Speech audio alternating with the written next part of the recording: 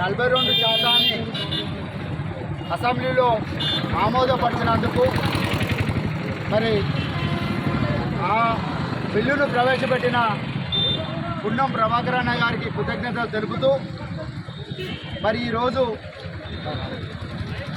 రేవంత్ రెడ్డి గారికి, బట్టి విక్రమార్క గారికి, పున్నం ప్రభాకర్ అన్న గారికి, నియోజకవర్గ ఇన్ఛార్జి ప్రణవ్ బాబు గారి చిత్రపటాలకు పాలాభిషేకం చేయడం జరిగింది.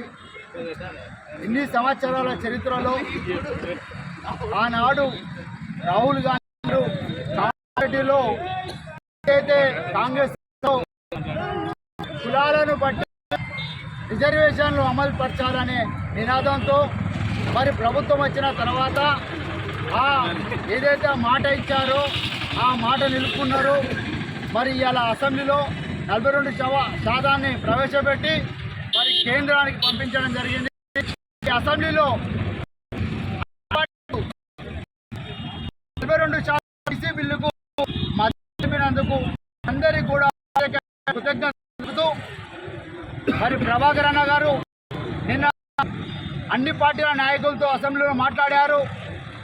ఇవాళ రాష్ట్రంలో ఏకతాటిపై 42 బిల్లును ఆమోదం చేసుకున్నాం, బీసీ బిల్లును. ఇది కేంద్రంపై ఒత్తిడి తీసుకొచ్చి కేంద్రంలో పార్లమెంట్లో అమలయ్యే విధంగా మన అందరం కలిసికట్టుగా పనిచేయాలని చెప్పారు.